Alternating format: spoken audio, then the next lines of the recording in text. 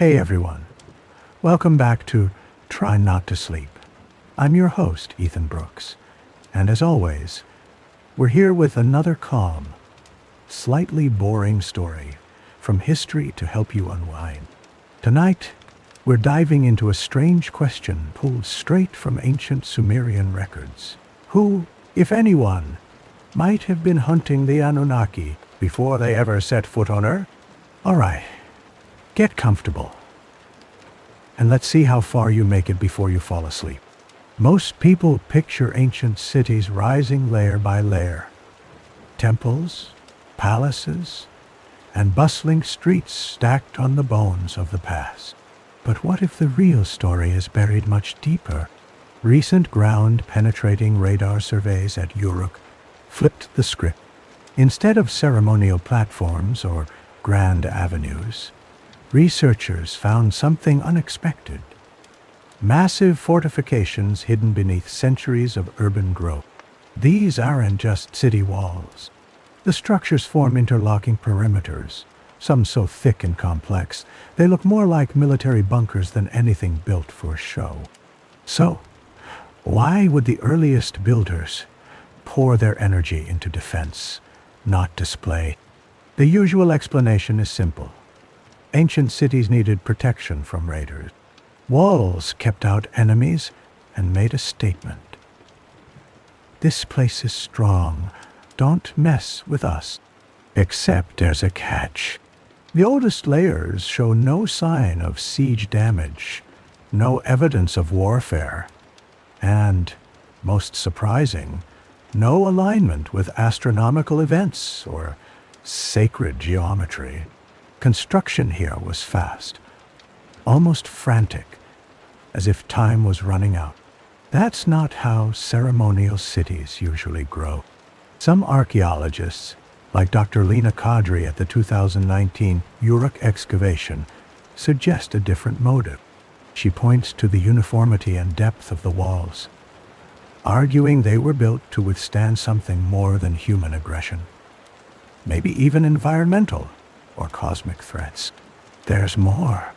The materials don't match local geology. Core samples reveal imported stone and metallic compounds, some with properties that block electromagnetic radiation. Suddenly, the idea of a simple border defense doesn't fit. Skeptics argue that reading too much into radar images is risky. Subterranean features can be misinterpreted. Natural formations sometimes mimic artificial patterns, but the repeating geometry and imported materials are hard to dismiss as accidents. If these defenses weren't just about keeping out rival tribes, what were they really for?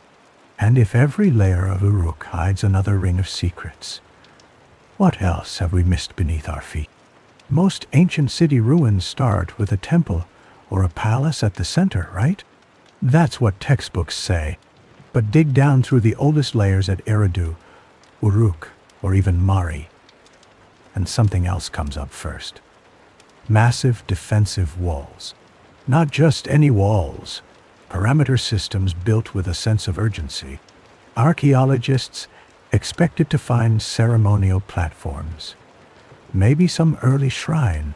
Instead, they hit thick, carefully engineered barriers. It's like the builders were expecting trouble before they ever thought about worship. Classic explanation blames hostile neighbors. But there's a snag. The earliest construction phases show no evidence of battle, no arrowheads, no scorch marks, and no mass graves. The walls went up before any sign of conflict. So what drove this rush to fortify? Recent core samples from Eridu tell a strange story.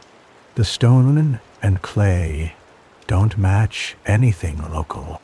Some layers contain metallic compounds that absorb electromagnetic energy, materials you wouldn't expect in the 4th millennium BCE. That's not just defensive, that's advanced. Tablet UE3, 1486, unearthed in 2022, describes chambers that drink the light of heaven.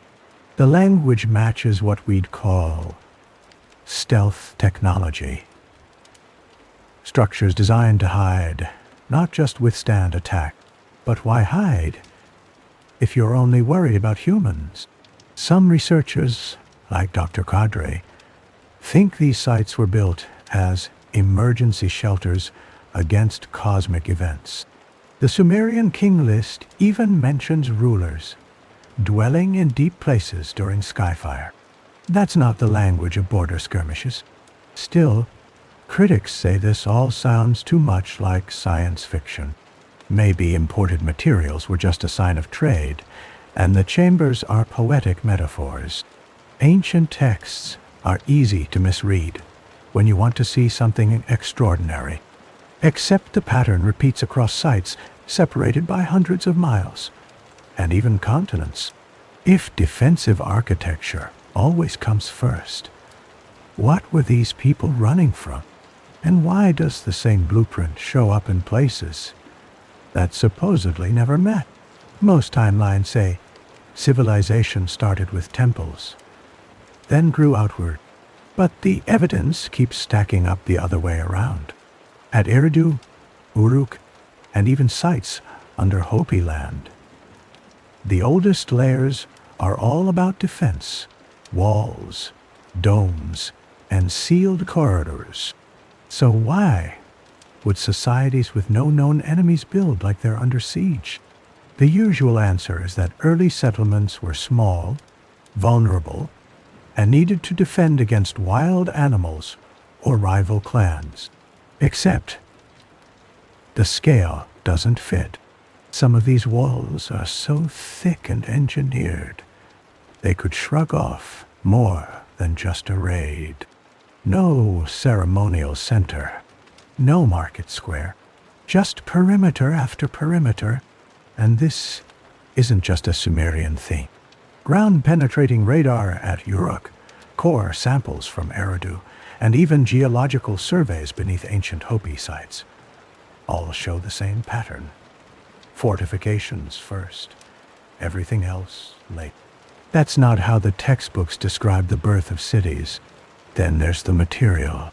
Imported stone, metallic compounds with properties that block electromagnetic radiation, and crystalline substances for atmospheric filtration.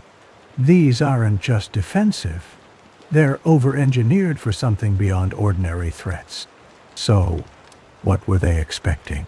Some researchers, like Dr. Lina Kadri, point out that the Sumerian king list mentions rulers dwelling in deep places during skyfire, and Babylonian tablets describe survivors keeping watch for the return of void speakers. These aren't metaphors for bandits. Now, if you look at the construction techniques, they're nearly identical in places separated by oceans and centuries. The same dome chambers, the same pressure-resistant walls, the same ventilation networks. It's as if everyone got the same blueprint from somewhere. But critics warn that similar problems can lead to similar solutions. Maybe everyone just figured out that thick walls work best, and the rest is coincidence. Plus, interpreting ancient texts as technical manuals is risky. Translation errors and wishful thinking can lead you down the wrong path. Still, that doesn't explain why some of these materials and engineering tricks don't show up in other parts of their cultures. If these ancient builders were all following the same urgent plan, who, or what, set it in motion? And just how far did this network of hidden fortresses really reach? If the same defensive blueprints show up across continents, maybe the answer isn't in the stones, but in the stories those builders left behind. The Sumerian king list is supposed to be a simple record of rulers, stretching from mythical antediluvian kings to historical dynasts. Most scholars treat it as a mix of legend and propaganda, a way to legitimize whoever happened to be in charge. But look closer at the language itself, and things get weird fast. Some names aren't just names. They're encrypted description. Take Alulim, the so-called first king. His title combines Alu, meaning protective spirit, and Limu, a word for boundary markers. That's not just a throne name. That's a job description. Guardian of the perimeter. Then the succession patterns don't add up.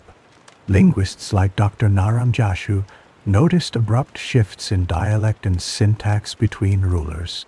It's as if the list encodes changes in leadership that don't match family lines or local politics. Suddenly, it's less about royal blood and more about who controlled access to these hidden fortresses.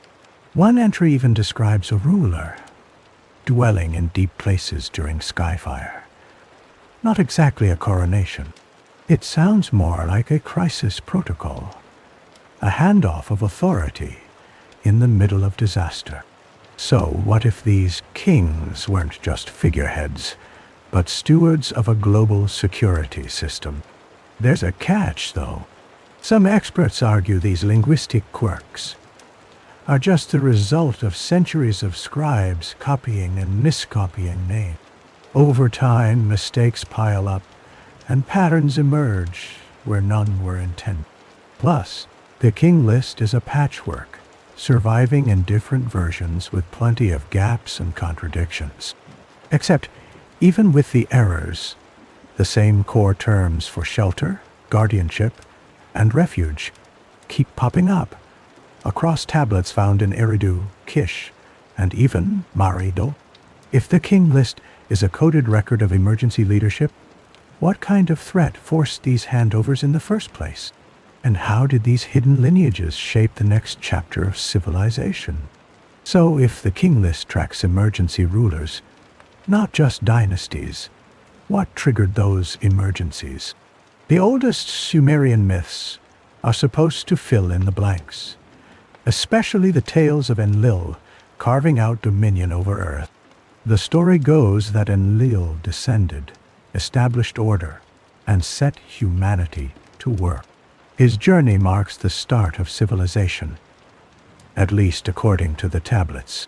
It's a story of triumph, stability, and cosmic right.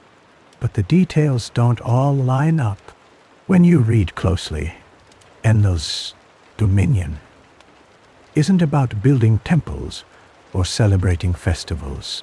The earliest texts describe frantic construction, walls, shelters, barriers, almost as if the gods were racing against something unseen.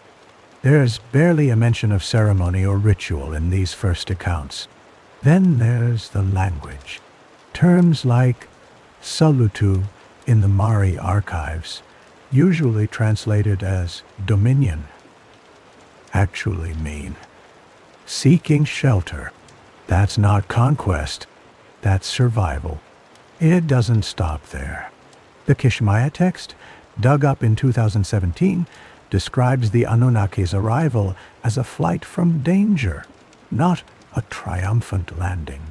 And the Sumerian hymn to Enki talks about chambers that drink the light of heaven, phrasing that matches descriptions of radiation-absorbing rooms, not sanctuaries for worship. So were these gods really conquerors? Or were they refugees, fortifying themselves against a threat they couldn't defeat? Dr. Kadri's team points out the lack of astronomical alignments in the earliest Eridu structures. If these were temples, why ignore the stars? Instead, every angle and wall seems optimized for defense, not ceremony. Skeptics argue that translation is a tricky business. Words shift meaning over centuries, and scribes often borrowed old terms for new ideas. Maybe shelter was just a poetic metaphor for divine protection, not a literal bunker. Still, the pattern is hard to ignore. Every time the narrative promises dominion, the physical evidence points to desperation. If Enlil's rule was about survival, not supremacy, what exactly were they hiding from? And how did that fear shape the rules and rituals that followed? Supposedly, royal bloodlines in Sumer were about legitimacy, divine favor passed down through generations. But if survival was the real game, maybe those lineages weren't just about who wore the crown. Every time the king list shifts abruptly, it's paired with stories of cosmic upheaval, sky fire, floods, or rulers dwelling in deep places. The timing isn't random. It's as if each new dynasty stepped in when the last system of protection failed. So the throne wasn't just a seat of power. It was a relay baton in a never-ending emergency. That would explain the strange succession patterns. Linguists have flagged sudden changes in language and protocol, almost like each new regime brought in outside expertise, not just a new family. The records from Mari and Kish show these transitions happening in lockstep with reports of celestial disturbances. Now, the Enuma Elish describes Marduk's rise as a cosmic victory, the defeat of chaos, and the creation of order. But some lines don't fit the hero narrative. Nasaru Sahub refers to entities tracking the Anunnaki across celestial domains. Not enemies on Earth, but something hunting them from the stars. It's not just Sumer. Hindu texts mention devils retreating to Earth during cosmic conflict. The Book of Enoch, usually dismissed as apocalyptic fiction, contains what read like intelligence briefings from a celestial war. Even the Mayan long count calendar tracks cycles of a destroyer star matching orbital periods, not royal birthdays. So, was royal succession really about managing the fallout from these cosmic threats? Were kings chosen for their ability to maintain the defense network, rather than their divine right? Some scholars push back. They argue that myths exaggerate, and that real succession was driven by politics, economics, and family alliances. Plus, translation errors and lost context make it easy to read too much into ancient texts. But the overlap between succession crises and descriptions of cosmic disaster is hard to ignore. When the walls fell or the sky changed, so did the rulers. Every time. If the throne was just a front for a cosmic survival strategy, what happened when the system finally broke down? And who, or what, was waiting for them when those defenses failed? Something shifted when those ancient defenses finally gave way. The stories don't describe a triumphant new age. They talk about panic, chaos, and the scramble to survive. If the old system was built to keep something out, what happened when the barriers crumbled? Tradition says the earliest cities were spiritual hubs, temples at the center, rituals to honor the gods, and priests overseeing everything. But when you peel back the layers, literally, the first things you find are not altars, but walls. So why did defense come first? Now, most historians chalk it up to practical needs. Early cities needed to protect food, water, and people from raiders. That's the textbook answer. But then you notice the scale. Walls thick enough to withstand more than just a few angry neighbors, chambers designed to resist pressure and absorb radiation, and construction materials imported from miles away. That's not just paranoia. That's planning for something bigger. Core samples from Eridu, dated to the dawn of urbanization, show non-local stone and metallic compounds with electromagnetic shielding properties. The earliest texts, like the Kishmaya tablet, describe the Anunnaki's arrival as a retreat, not a conquest. Even the Sumerian king list encodes references to rulers dwelling in deep places during skyfire. not celebrating in open plazas. It's almost as if the entire civilization was built in anticipation of a threat from above or beyond. But if that's true, why isn't there more direct evidence?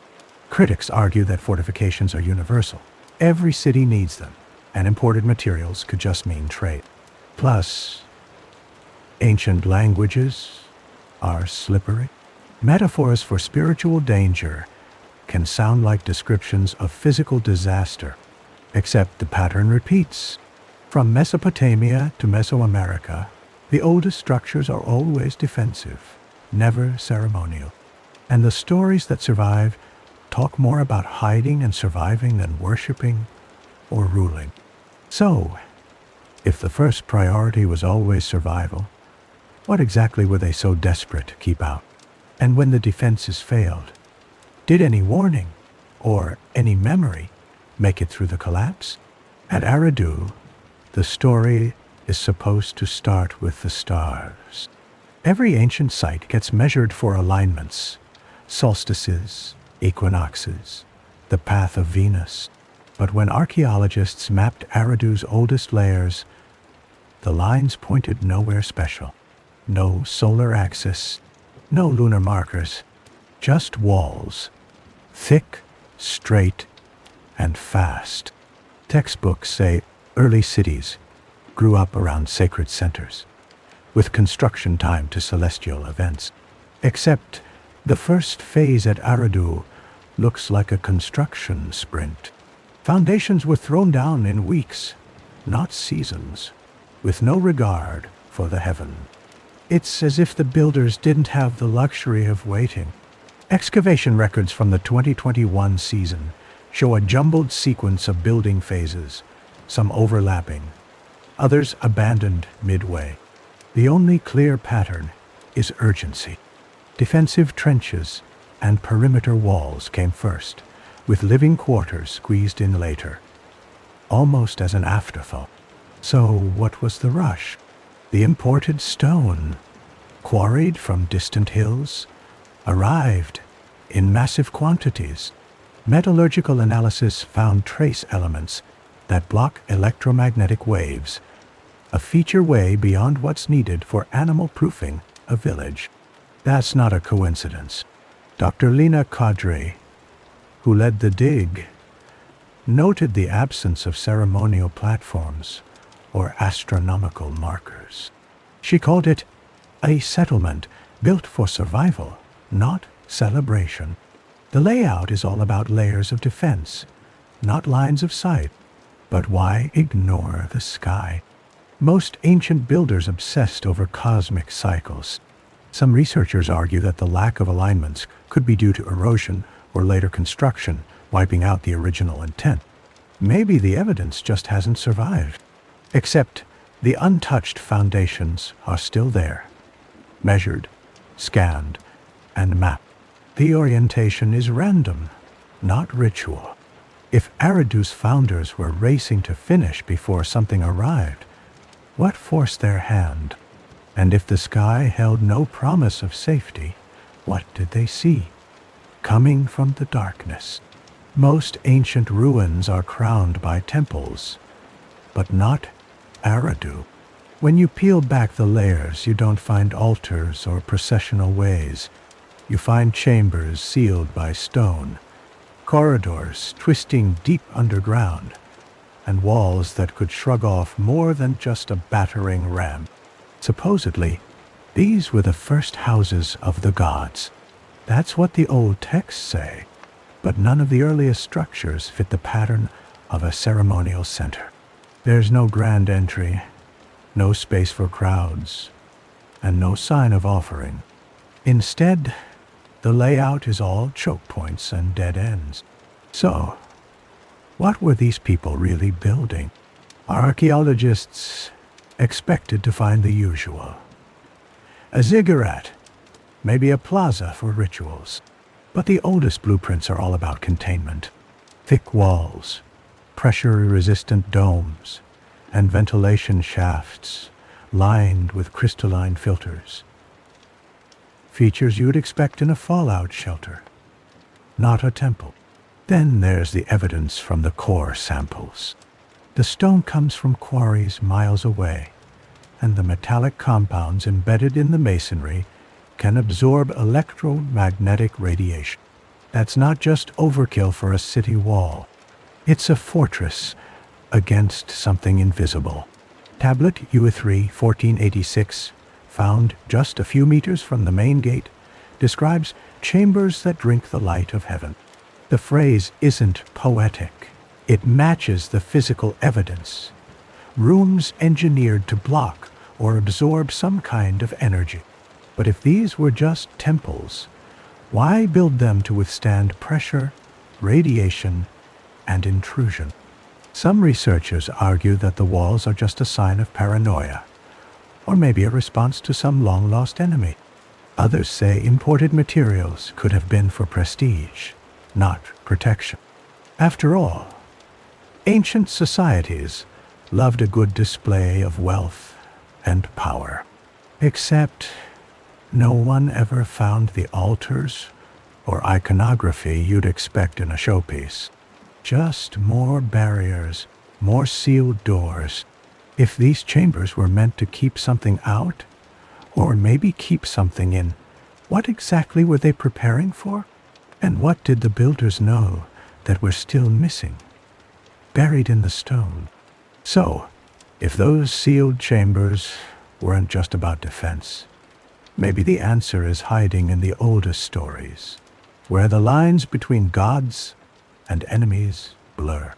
Most people read the Enuma Elish as a creation myth.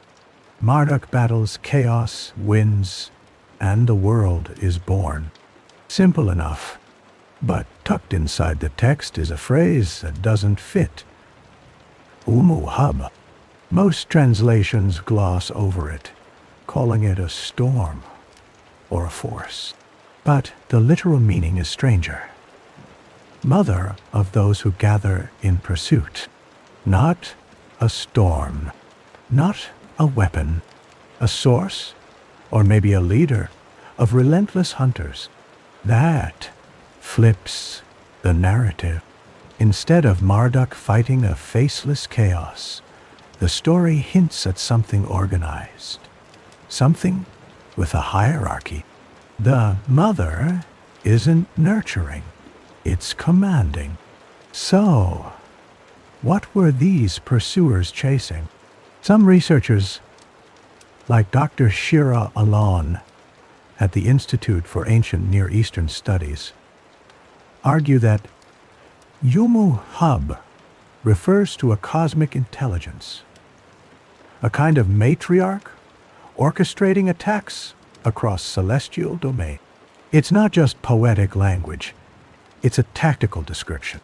Then, in the same tablets, Nasaru Sahub shows up, entities tracking the Anunnaki across the sky. The text reads less like a myth and more like a war diary. But if these stories are just metaphors, why do so many cultures echo the same theme? Hindu texts describe devils fleeing to Earth, while the Book of Enoch details celestial intelligence reports. Even the Mayan codices mention cycles of pursuit and escape, not just planetary alignments. Still, some experts say it's a stretch. Ancient languages are tricky, and mother could mean origin or essence, not a literal being. Mythology is full of exaggerated threats. Maybe the pursuer are just another face of chaos. Except the pattern repeats, and the technical details, like defensive chambers and imported materials, line up with the story, not against it. If Umuhub was the mind behind a cosmic hunt, what exactly were the Anunnaki running from? And how far did that pursuit reach, even after the walls went up? The story of Marduk is supposed to be a cosmic victory lap. He defeats Tiamat, brings order to chaos, and sets the universe in motion. That's what most translations say. Creation through conquest, with Marduk as the ultimate hero. But the details in the oldest tablets don't always match the legend. Some lines in the Enuma Elish read more like a battle report than a myth. Marduk isn't just fighting monsters. He's deploying Asaridu, a force that drives away rather than destroys. That's not the same as wielding a weapon or slaying a beast. So, what was Marduk actually doing? In the older Sumerian sources, the language shifts. Victory isn't about killing, but about pushing something back, something that keeps coming. The word drives away suggests containment, not annihilation. Now, look at the physical evidence. Excavations at Uruk and Kish reveal fortifications built in layers, as if each new threat forced a new round of construction. The walls weren't meant to last forever. They were meant to buy time. It's a war of attrition, not a final battle. Dr. Shira Alon points out that the victory scenes are always followed by descriptions of watchfulness, patrols, and vigilance. The threat isn't gone. It's just been pushed out of reach. Except, if this is just myth, why do so many different cultures describe the same cycle? Mayan codices, Hindu epics, and even Norse sagas all talk about recurring struggles, never a permanent win. Some scholars argue that this is just the human condition projected onto the stars. Every culture wants to believe in a hero who brings order, even if the chaos never really leaves. Maybe the repetition is just a storytelling pattern, not a hidden history. But the technical language in the oldest text, terms for pursuit, defense, and containment, doesn't sound like metaphor. It sounds like protocol. If Marduk's victory was really about holding the line, not ending the threat, what was lurking just beyond the walls? And what happened when vigilance slipped and the hunt began again? Every culture has a story about something watching from the dark. But what if those stories weren't just about superstition or fear of the unknown? Ancient texts don't just describe monsters. They talk about entities tracking the gods themselves, moving from one world to another. In the Enuma Elish, Nasaru Sahub isn't a metaphor. The phrase means those who track across celestial domains, and it shows up right after the so-called victory of Marduk. So, what were they watching for? Traditionally, scholars say these are just poetic ways of describing fate, or maybe the movement of planets. The gods win, but chaos always lurks at the edge of the map. It's a cycle, not a literal threat. Except, the language is oddly technical. The Kishmaya text, found in 2017, describes the Anunnaki's arrival as a retreat from star hunters. Not just a generic enemy, but something that follows, adapts, and waits for mistakes. The Sumerian king list encodes cosmic threat assessments, not just royal succession.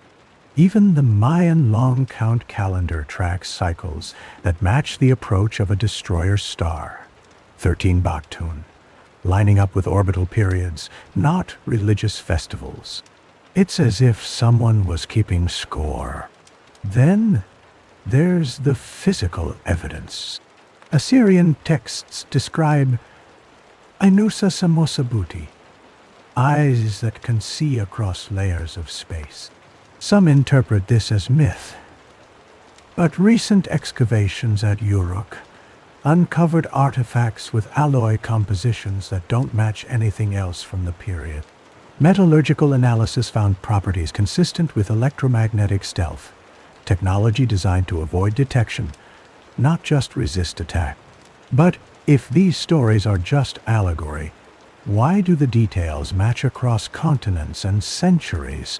Hindu texts mention devils fleeing to Earth, while Aztec codices describe star demons emerging during gravitational anomalies.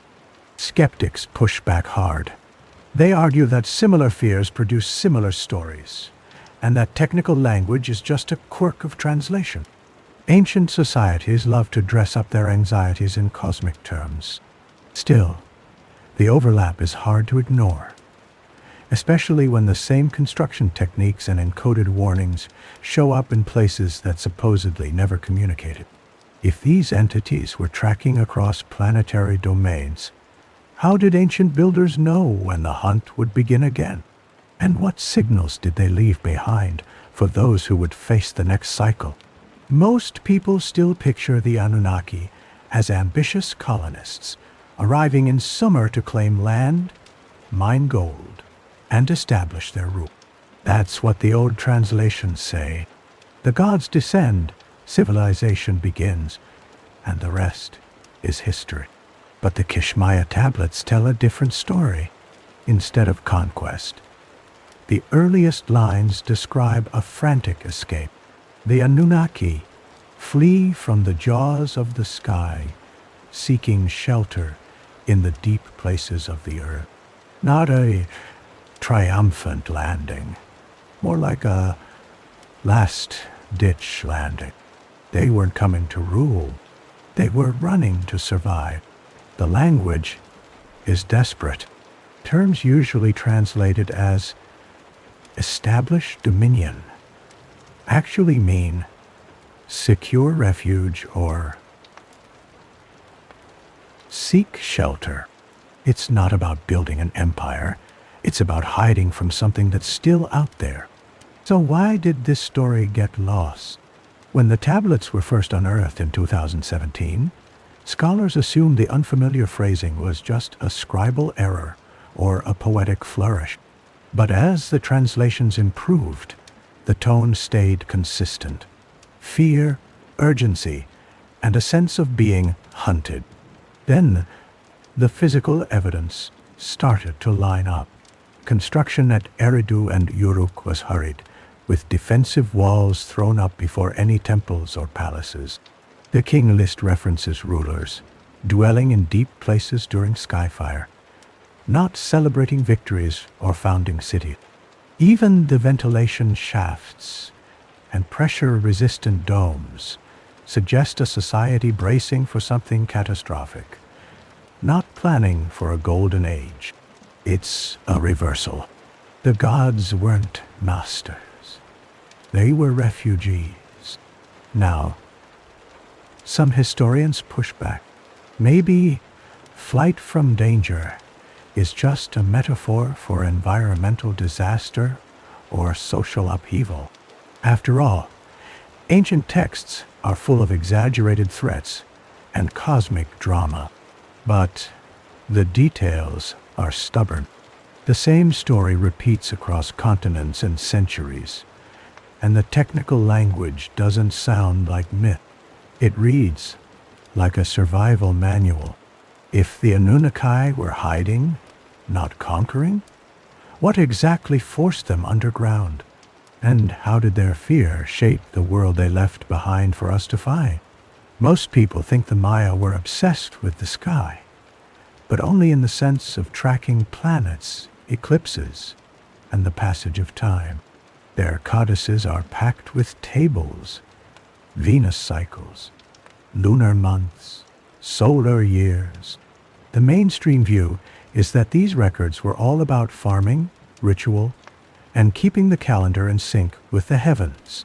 But the deeper you look, the more precise it gets.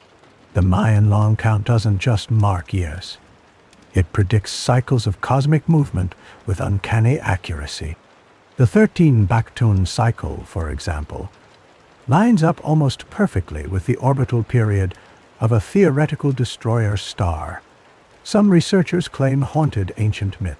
That's not supposed to be possible. Still, the codices themselves never mention anything like a dark pursuer or cosmic hunter. There are no warnings about entities chasing the gods through space. No tales of flight or hiding. The focus is always on the regular, predictable motions of the planets. So why does the math hint at something more? Some scholars, like Dr. Elena Ruiz from the University of Yucatan, point to the Dresden Codex Venus table. It tracks not just the planet's appearance, but subtle shifts in its brightness and position, data that could only be gathered by generations of careful observation. Yet, nowhere does it say what the Maya were afraid of. It's all numbers, no monsters. The closest the Maya get to cosmic threat is in their mythology, where gods battle forces of darkness during celestial events. But even then, the stories are about restoring order, not escaping pursuit. Now, critics argue that any connection to star hunters or cosmic pursuers is pure speculation. The Maya were astronomers, not doomsday prophets. Their focus on cycles was practical: predict the rains, time the harvest, keep the gods happy. That's a fair point. The written record is silent on any pursuit narrative. But if the math encodes warnings, the stories don't say out loud. What were the Maya really watching for? And why does the same cycle show up in civilizations half a world away, tracking the same invisible threat? If ancient cycles really do line up across continents, it's hard not to wonder what everyone was tracking. The Maya had their calendars. The Sumerians had their king lists. But then you get to the Aztecs, and things take a sharp turn. Most people think of Tezcatlipoca as the god of obsidian mirrors. Smoky, black surfaces used for divination and magic. The usual story is that these mirrors let priests see the future, or communicate with the gods, or maybe just impress the crowds during rituals. But the original Nahuatl texts use a different word: Tezcatlipoca, not obsidian, but reflective surface. That's a subtle shift, but it changes everything. So, what were these surfaces really for? When you look at the codices, the mirrors aren't just props. They're described as tools for observation, devices that capture the approach of the star demons during times of celestial disturbance. The focus isn't on seeing the future, but on tracking something specific in the sky. That's not just superstition. In 2020, Dr. Xochitl Ramirez at the National Museum of Anthropology found that some ceremonial mirrors had a polished metallic backing layered under volcanic glass. Under the right conditions, these could reflect more than just visible light. They might have been used to spot faint glows or unusual movements at the edge of perception. But if these were high-tech surveillance devices, why do most sources just call them magical relics? Some scholars argue that the obsession with mirrors was purely symbolic. Obsidian was rare, beautiful, and dangerous, perfect for a god of mystery. The reflective quality was just a metaphor for introspection, not an early warning system. Except the technical descriptions in the codices don't fit that narrative. The text says the mirrors were open to the night during specific astronomical events, and priests recorded changes in the stars, not visions or prophecy. So, were these surfaces really windows onto a cosmic threat? And if so, what did the Aztecs and their neighbors think was coming out of the darkness? If the Aztecs watched the sky for threats, they weren't alone. Across the world, ancient Hindu texts tell of a cosmic war that didn't end in victory, but in retreat. The story goes like this. Powerful beings, called Asuras or Deviled, once battled the Devas, the so-called gods in the heavens.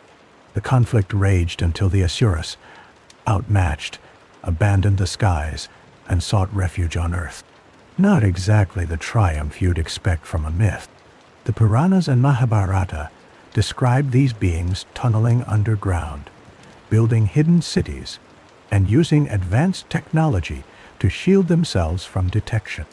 Some passages even mention time-altering chambers and networks designed to outlast ages of chaos. That's not just poetry. So, why would these celestial adversaries flee instead of fight? The usual explanation is that it's a metaphor. Evil being driven beneath the surface, order restored above. But the technical detail in the texts is hard to ignore. Descriptions of pressure-resistant chambers, crystalline filters, and power systems that run for thousands of years show up again and again. It's not just about hiding. It's about survival. In 2019, Dr. Ramesh Kulkarni's team at the Archaeological Survey of India uncovered artificial cave systems beneath ancient sites in Maharashtra. The construction matched descriptions from the Vedic texts: ventilation shafts, domed chambers, and walls optimized for pressure, not decoration. Except, mainstream historians argue these stories are allegories for spiritual struggle, not blueprints for engineering. They point out that myth often borrows the language of technology to make bigger points about good and evil. Maybe the retreat was just a way to explain why evil still exists in the world, lurking out of sight. But the physical evidence keeps piling up.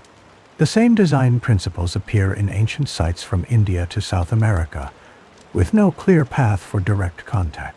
If these texts are more than allegory, what forced the celestial devils to abandon the skies and burrow into the earth? And if they were hiding from something, what did they know about the dangers above that we've forgotten? So while the Asuras hid beneath the earth, the Aztecs told a story that sounds at first like pure myth.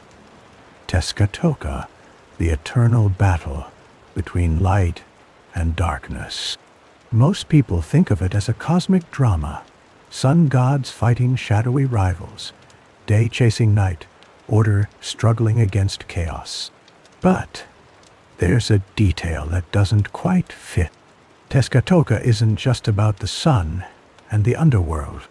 The codices describe star demons emerging during rare celestial events, not just at sunset or eclipse. These entities are said to slip through cracks in the sky, appearing when gravitational anomalies disrupt the heaven. It's not just metaphor.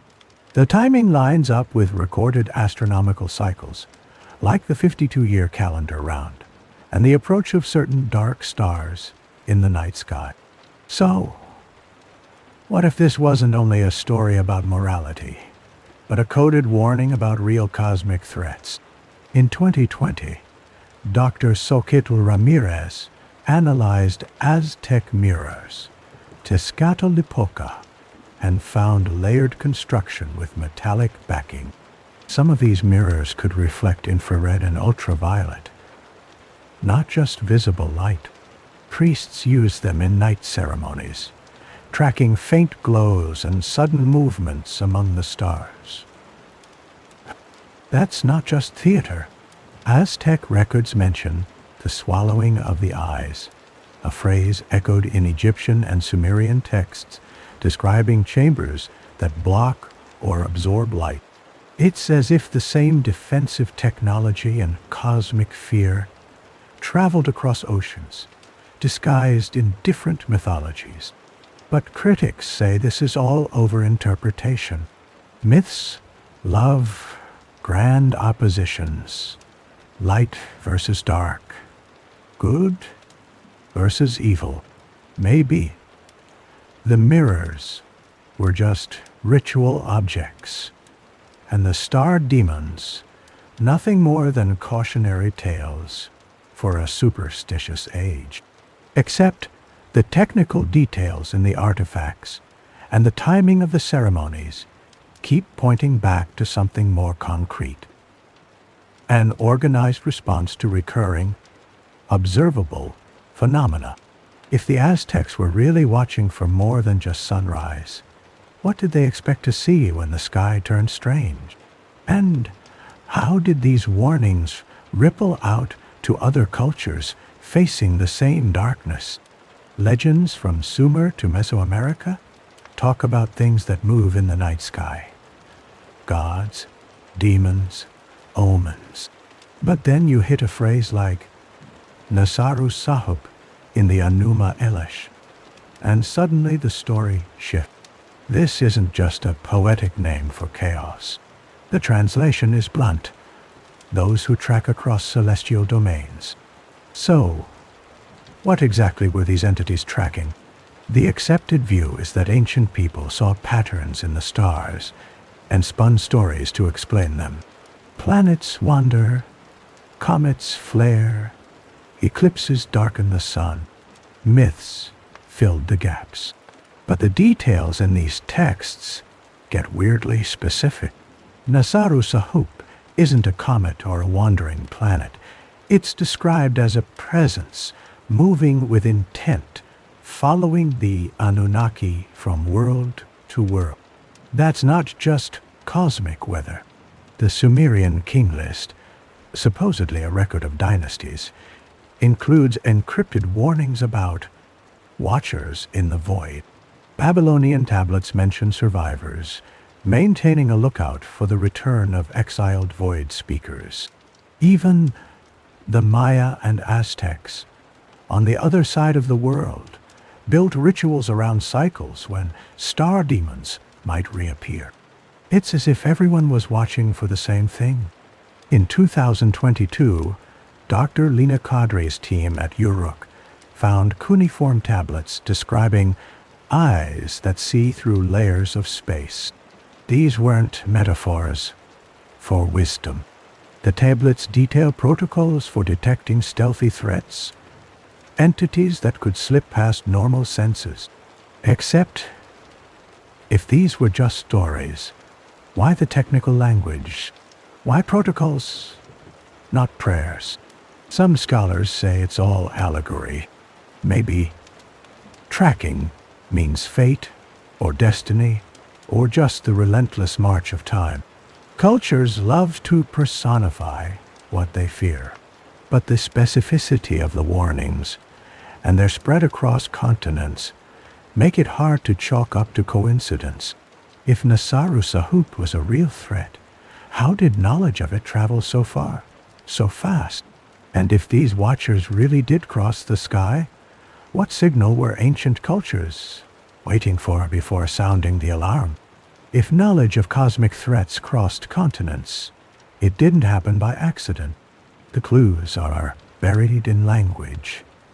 Words that have been mistranslated, misunderstood, or just ignored. Take Solutu. For decades, scholars read it as dominion. The idea fit the old story. Gods arrive, take over, and rule. But the Mari archives, especially the tablets translated in 2020, tell a different story. Solutu isn't about power. It means seeking shelter. That one shift changes everything. Instead of records of conquest, the earliest texts describe a scramble for safety. The Anunnaki weren't staking claims, they were looking for cover. Every reference to Solutu is paired with descriptions of hidden chambers, deep places, and frantic construction. So, what were they running from? The language is consistent across sites. At Eridu, the first phase is all perimeter walls and sealed corridors. In the Kishmaya text, the Anunnaki's arrival is a flight from danger, not a parade of victory. Even the Sumerian king list encodes these moments as transitions. One group hands off to another, always during periods of upheaval. It's not just Sumer. In the Book of Enoch, the Watchers descend in fear, not arrogance. Hindu epics describe asuras tunneling underground, not to conquer, but to hide. Mayan codices mark cycles of retreat, not expansion. Patterns like this don't happen by chance. But some argue that seeking shelter is just a poetic way of talking about spiritual protection. Maybe the texts are using physical imagery to describe metaphysical ideas. Security, peace, or divine favor. Ancient writers loved double meanings, except the archaeological record backs up the literal reading. Defensive architecture always comes first. Imported materials, electromagnetic shielding, and sealed chambers show up before any sign of temples or palaces. So if Solutu really means refuge, not rule, what forced the world's first cities underground? And if every culture was watching for the same signal, what did they expect to find when they finally opened those doors? When you peel back the layers of Mesopotamian cities, the pattern is hard to miss. The oldest settlements aren't centered on temples or palaces. They're ringed with thick walls, domed chambers, and sealed corridors.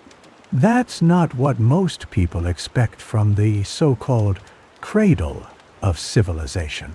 The standard story says these defenses were built to keep out raiders and wild animals. Early cities were vulnerable. So the logic goes, and needed protection while they grew strong enough to build monuments. Except the scale and speed of construction don't match that explanation. At Eridu, the earliest walls were thrown up in a matter of weeks, not years, using imported stone and metallic compounds that block electromagnetic radiation. No evidence of siege weapons, no signs of battle, just a rush to build, as if something was coming. Archaeologists, like Dr. Lena Kadri, who led the 2019 Uruk excavations, noticed the same thing. Defensive features come first, ceremonial structures come later. If at all, the first priority wasn't celebration, it was survival. But why would a farming village invest so much in technology and labor just to keep out local threats? The materials don't match anything in the region. Some compounds found in the wall cores are engineered for pressure resistance and energy absorption. Features you'd expect in a bunker, not a city wall. Then there's the orientation. Most ancient cities align with the stars or cardinal directions. These early fortifications are scattered, with no regard for the heavens. It looks less like a city plan and more like a panic response. Some say it's all coincidence. Maybe the walls were just overbuilt, or later generations misunderstood their purpose. Defensive architecture is universal. After all, every city needs it eventually. And maybe imported materials were just a sign of trade, not a sign of fear. But the same construction patterns show up from Sumer to the Indus Valley, and even in sites halfway around the world. Always defense first, always in a hurry. So if these cities were built for refuge, what kind of threat could unite so many different cultures in the same response? And what did they know about the world outside those walls that we're still missing? Most historians say ancient cities grew upward and outward, but the Mari archives suggest something else entirely. These clay tablets don't just list trade deals or royal decrees. They're packed with instructions for what to do when the world above turns hostile. Instead of focusing on palaces or temples, the earliest records from Mari outline steps for moving populations underground. There are references to sealed corridors, air filtration, and even rationing protocols. The language isn't ceremonial, it's practical, almost bureaucratic. So why would a society invest so much in hiding, not just defending? One line stands out. Solutu, previously thought to mean dominion, actually translates as seeking shelter. That's not about power. It's about survival. The instructions are precise. Workers are assigned to maintain chambers that drink the light, and overseers monitor supplies for the long night. It reads less like a city manual and more like a survival guide. Then there's the engineering. Excavations at Mare in 2018 revealed dome vaults and pressure-resistant doorways deep beneath the city. Some walls contain metallic compounds that absorb electromagnetic energy, materials that don't match anything else from the region or era. This isn't just overbuilding for prestige. It's preparation for something specific. But what were they expecting? The tablets mention skyfire and the return of the void speakers, hinting at threats from above, or maybe even from beyond. The same terms show up in Babylonian and Sumerian texts, always tied to periods of upheaval and sudden leadership changes.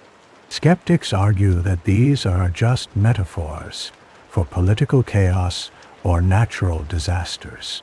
Maybe the long night was a famine, and the underground chambers were storerooms, not bunkers. Ancient societies often used dramatic language for mundane problems. Except the engineering is real. The materials and construction techniques go far beyond what's needed for food storage. If the people of Marai were planning for survival below ground, what did they know about the dangers above? And how did these strategies spread so quickly to cities hundreds of miles away? If underground survival was the plan at Marai, something even stranger happened when you look at the broader map. Across the ancient world, sites separated by deserts, rivers, and even mountains suddenly started acting in sync. 1 year, nothing. The next, coordinated upheaval. Records from the IG rebellion show workers in distant cities, places that supposedly had no contact, rising up almost simultaneously. The accepted view is that this was just a wave of local unrest, maybe sparked by famine or heavy-handed rulers. But the timing is too precise. Rebellion broke out at sites hundreds of miles apart within days, sometimes hours of each other. That's not how revolts usually spread. Communication in the ancient world was slow. Messages traveled by foot, by boat, or not at all. But these uprisings were coordinated as if guided by a single hand. So, what connected them? Some cuneiform tablets from the archives at Kesha hint at a deeper network. Merchants and scribes passing encrypted messages, not just trade goods. The language in these records is odd. Phrases like, "The signal has come," and "the watchers turn away," don't match normal economic chatter. It reads more like code. Then there's the technology. E.g. tools found at rebel sites show advanced metallurgy, unique alloys, precision cuts, and even hints of knowledge about celestial navigation. These aren't the tools of illiterate laborers. It's as if the rebels had help from someone, or something, with knowledge far beyond their station. Tablet 3 of the Atrasis epic, excavated in 2022, mistranslates Anshalu as infiltration instead of teaching. That subtle error changes everything. Instead of a story about education, it's a warning about someone, or something, slipping through the cracks. Some historians argue that all this is just coincidence. Maybe the climate turned, or a charismatic leader-inspired copycat revolts. Ancient societies were fragile, after all, and sometimes things just fall apart. But the precision, the encrypted language, and the sudden leap in technology are hard to chalk up to chance. If these distant sites could act together, who or what was pulling the strings behind the scene? And how did ordinary workers suddenly gain the knowledge to challenge the very system that built their underground world? It's one thing for workers to organize a rebellion, but it's another for them to suddenly start reading the sky with skills that rivaled their overseers. The records from the IG sites mention ordinary laborers, miners, bricklayers, even kitchen staff, reporting the appearance of faint stars and tracking the movement of celestial bodies with uncanny accuracy. These weren't just idle rumors. Their observations matched what trained Anunnaki astronomers were logging on official tablets. So how did these workers, supposedly untrained and illiterate, develop such sharp eyes for the heavens? The accepted story is that knowledge flowed down from the elite. Priests and scribes taught the basics, and the rest was lost in translation. But the timing doesn't add up. The surge in astronomical reports came right as the rebellion spread, not years later, as a result of slow education. Something changed overnight. Tablet U3 1486, found at Uruk in 2022, describes eyes that see through the veils of night. The phrase isn't poetic. It's paired with inventory lists of tools made from alloys, not found in any other context. Some of these devices, once cleaned and analyzed, showed optical properties that enhanced low-light vision. Not just clever stargazing, actual hardware. Workers began predicting the appearance of void speakers and star demons before the priests even sounded the alarm. In some cases, their warnings allowed entire communities to take shelter hours before disturbances hit. But why would the ruling class hand out such sensitive technology? That's the catch. They didn't. The distribution of these tools seems to have happened in secret, outside official channels. Skeptics argue that people have always watched the sky, and that a few lucky guesses could look like prophecy in hindsight. Maybe the alloys were just decorative, and the stories of enhanced vision are exaggerated. Except the metallurgical analysis from Dr. Lena Kadri's team at the 2019 Uruk dig confirmed the presence of rare compounds designed for optical enhancement, not something you stumble on by accident. If the workers' new perception wasn't a fluke, who gave them the tools? And why now, at the tipping point of revolt? And if ordinary people could suddenly see what was coming from above, what else did they learn to sense that's still hidden from us? Something changed the game when those workers started seeing what no one else could.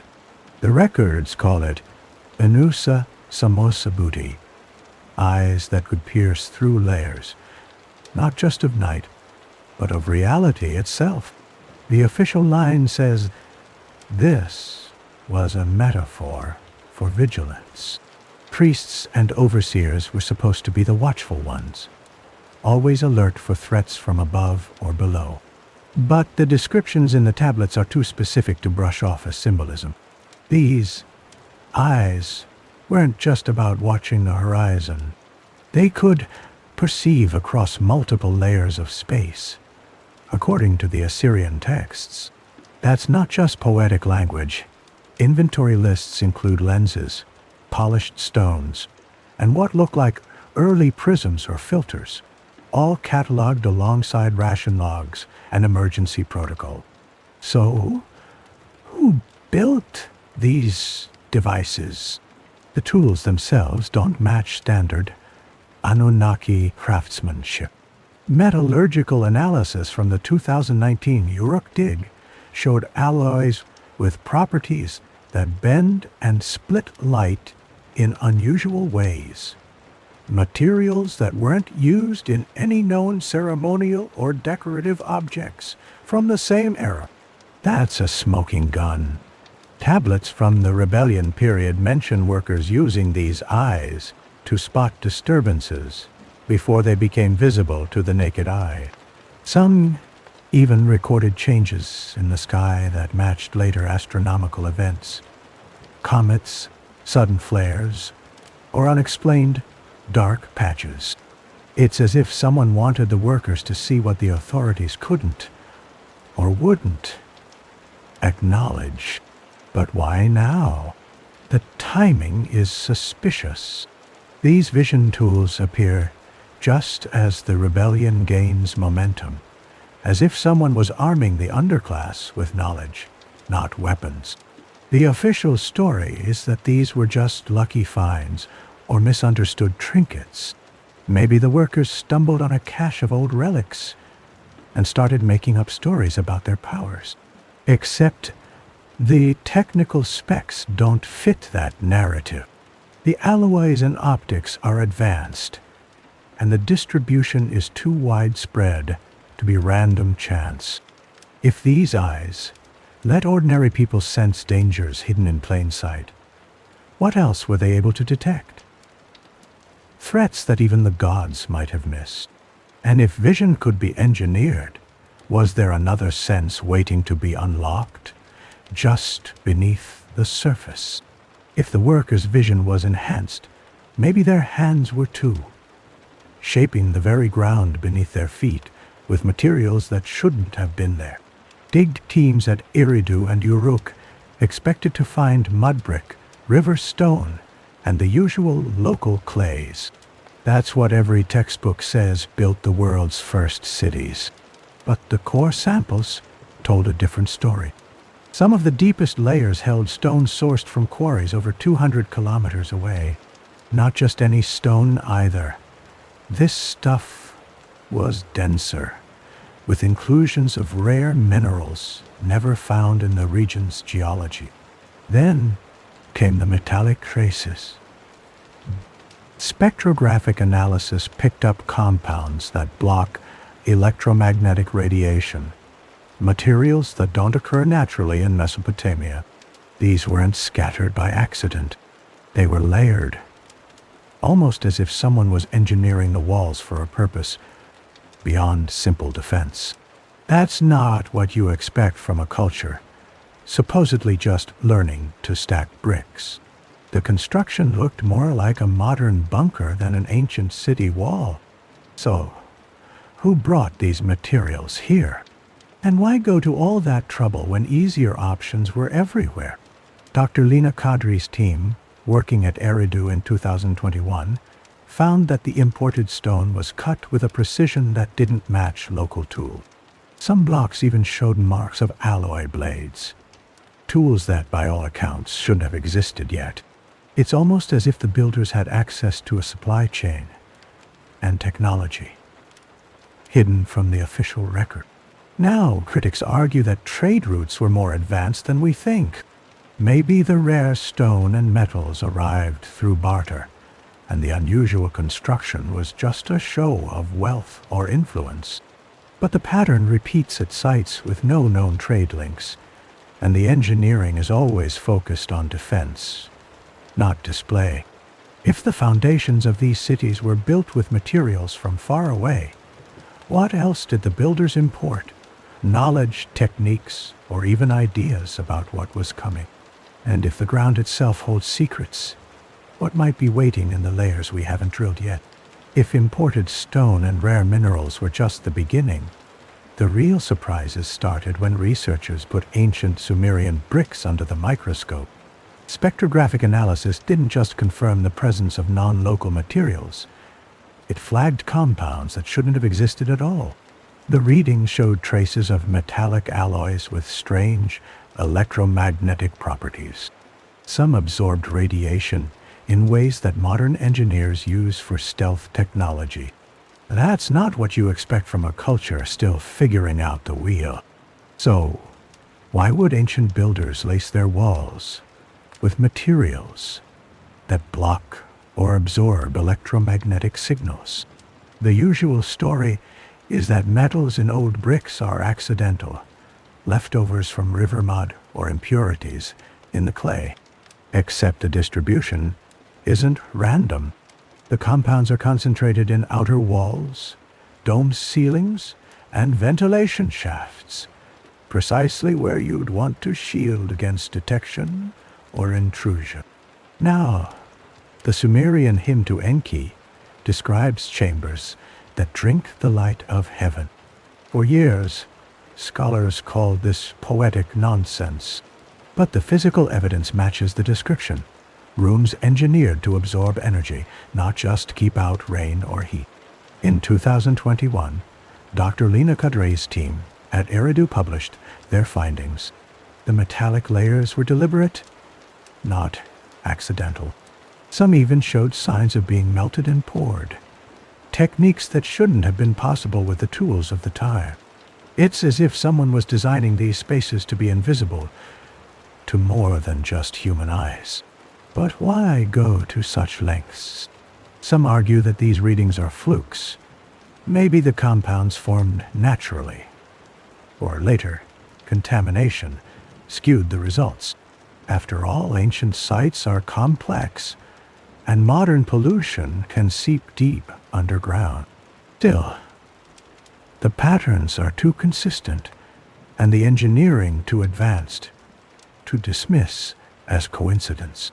If these chambers were built to hide from something, what kind of threat needed shielding on a scale this massive? And if the technology was real, who taught the Sumerians to build bunkers that could vanish from sight? Most ancient chambers were built to impress. Vaulted ceilings, painted walls, sunlight pouring in from above.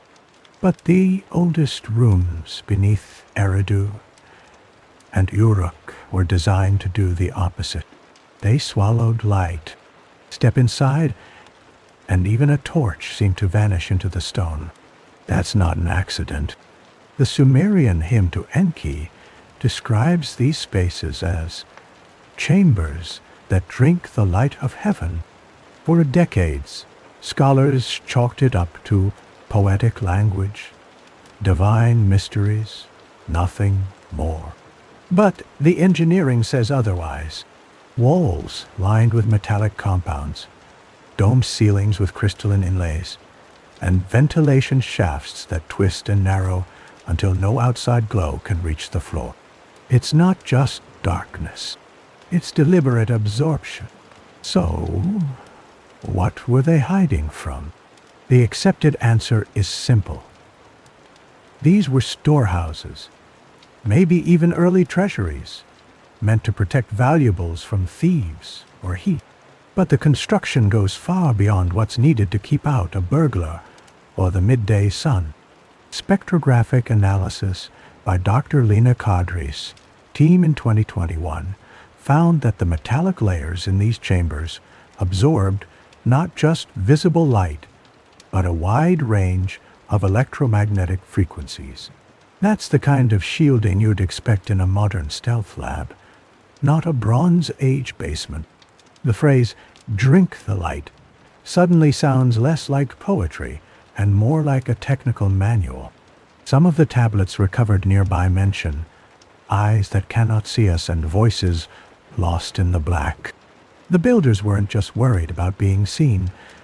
They were trying to disappear from something that could sense more than just light.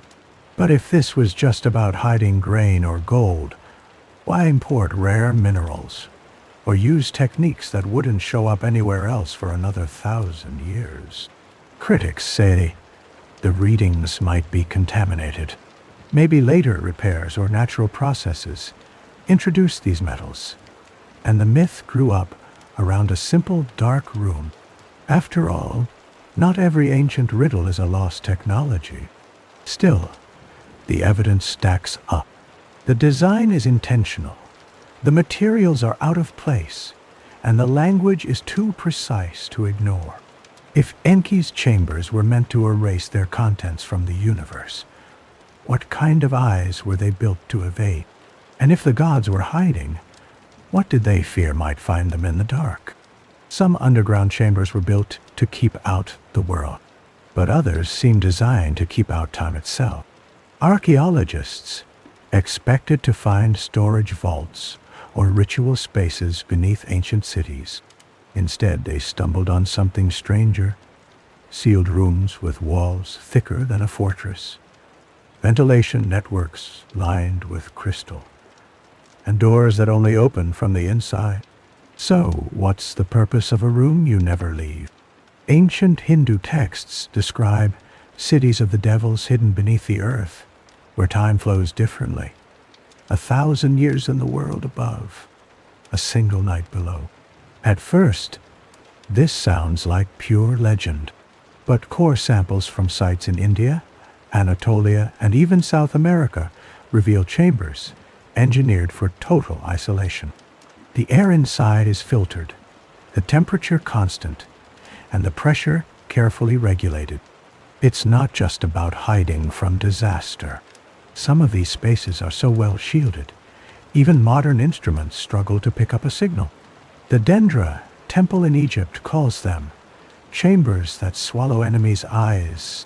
The Sumerian Abzu texts mention the deep places where the days are lost. And in the Hopi caves, geological surveys found artificial tunnels aligned with the stars, yet completely sealed off from the surface. But the strangest detail comes from the Mahabharata. It describes warriors emerging from underground after an age, unchanged, while the world above has moved on. That's time dilation in mythic form. Recent excavations at Derinkuyu in Turkey uncovered a network of rooms with curved walls and domed ceilings, optimized for pressure resistance. Some even contain crystalline filters in the ventilation shafts, materials that can block specific wavelengths of radiation. It's as if the builders were trying to freeze a moment in time, not just survive an attack. Some argue these stories are just metaphors for spiritual transformation or rebirth. Maybe the chambers were just fallout shelters, and the legends grew up later. But the engineering is deliberate. The myths are specific, and the same design shows up across continents. If these chambers could shield people from the flow of time, what were their builders waiting for? And when the doors finally opened, what kind of world did they expect to find? When you lay out blueprints from ancient Mesopotamia next to plans from the Andes or Anatolia, something jumps out. The shapes, the materials, even the air systems. They echo each other, almost as if the same architect left fingerprints across the world. Most scholars chalk this up to convergent evolution.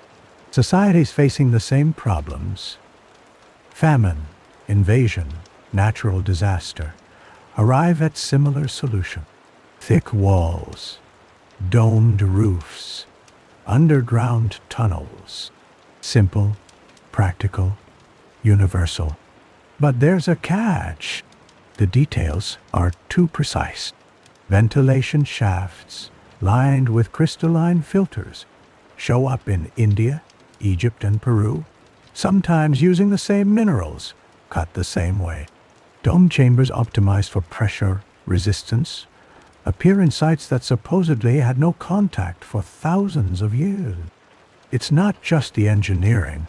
The orientation of these structures often matches astronomical coordinates, but not always the ones you'd expect. Some align with the rising of obscure stars, or the approach of a dark sun, described in Babylonian and Mayan texts. So, were these cultures all solving the same problem by coincidence? Or did information travel farther and faster than we realize? In 2019, geological surveys under Hopi land revealed artificial cave systems with layouts nearly identical to those beneath Eridu. The same curved corridors, the same pressure-sealed vaults, the same star-aligned entrances. Dr. Lina Kadri, who led the Eridu excavation, called the resemblance uncanny, like a signature. Except there's no evidence of trade or migration that could explain this level of technical overlap. No ancient shipping logs, no shared language, not even matching pottery. Skeptics argue that similar needs produce similar designs. If you want to survive a catastrophe, you build what works. No mystery there. And it's true, parallel invention happens all the time. But the repeating use of rare minerals, the matching astronomical alignments, and the identical construction methods keep piling up. At a certain point, chance starts to look less likely. If the same blueprint was used from Sumer to the Americas, who or what passed it along? And if the doors of these chambers were meant to open at the same moment, what event were they all waiting for? If you're building for a single generation, you cut corners. But if you're building for 10,000 years, every detail matters. Ancient engineers didn't just pile up stone and hope for the best. At Eridu, ventilation shafts were lined with crystalline filters designed to purify air for centuries.